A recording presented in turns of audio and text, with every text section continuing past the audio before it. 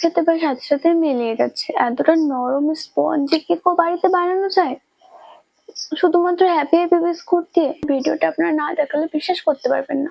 মাত্র 3টে উপকরণ দিয়ে কেকটি বানানো হয়েছে।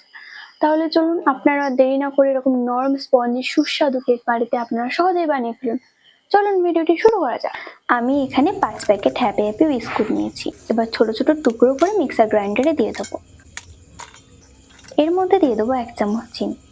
এবার সব একসাথে ব্লেন্ড করে নেব। এবার এই বিস্কুটের গুঁড়ো একটি পাত্রে ঢেলে নেব। এর মধ্যে দেব সামান্য বেকিং পাউডার আর 1 চিমটি বেকিং সোডা। এবার অল্প অল্প করে জল দিয়ে ব্যাটার তৈরি করে নেব। একেবারে সব জল দেব না, ধীরে ধীরে দেব। আমার প্রায় 100 গ্রাম মতো জল লেগেছে। আপনারা চাইলে জলের পরিবর্তে দুধও ব্যবহার করতে পারেন।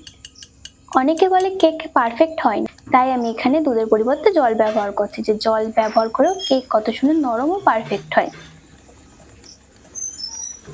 ব্যাটারটি খুব পাতলা বা খুব ঘন হবে না, বেশি মেশানোর দরকার নেই, সব উপকরণ মিশে গেলে যথেষ্ট। এবার টিফিন কোটোর নিচে একটি বাটার পেপার দিয়ে দিতে হবে। আমি এখানে কাগজ দিয়ে বাটার পেপার তৈরি করে নিয়েছি। এবার টিফিন বক্সে ব্যাটার ঢেলে দেবো। এবার পাত্রটি হালকা করে কয়েকবার ঝাঁকা দেবো, যাতে ভেতরে কোনো এয়ার বাবল না থাকে। এবার কেকের ওপর থেকে হ্যাপি হ্যাপি বিস্কুট দিয়ে এরকম ভাবে সাজিয়ে দেবো। এবার বেক করার পালা। আগে থেকে কড়াইটা 15 মিনিট মতো আমি মিডিয়াম আঁচে প্রিহিট করে নিয়েছি। এবার টিফিন বক্সটি কড়াইয়ের মধ্যে বসে ঢেকে একদম কম আঁচে 30 মিনিট বেক করে নেব। 30 মিনিট পরে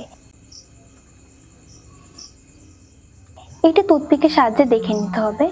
দেখো টুথপিকের গায়ে কিছুই লেগে নেই, তাহলে ভাববে কেকটা একদম পারফেক্ট হয়েছে। এবার ঠান্ডা করার পালা। গরম অবস্থায় বের করলে ভেঙে যেতে পারে। কেকটা সম্পূর্ণ ঠান্ডা হয়ে গেছে। এবার ছুরির সাহায্যে চারিদিকে কেটে নেব। এবার কেকটি বের করে নেব। দেখো কেকটা কত সুন্দর নরম আর স্পঞ্জি হয়েছে। আমি ওপর থেকে একটু চকলেট সিরাপ দিয়ে দিয়েছি, এটা সম্পূর্ণ অপশনাল।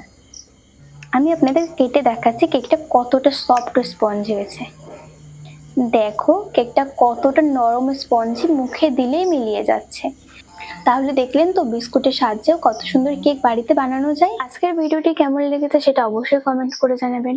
ভিডিওটি ভালো লেগে থাকলে আমার চ্যানেলটি সাবস্ক্রাইব করে ভিডিওটি লাইক করে দেবেন।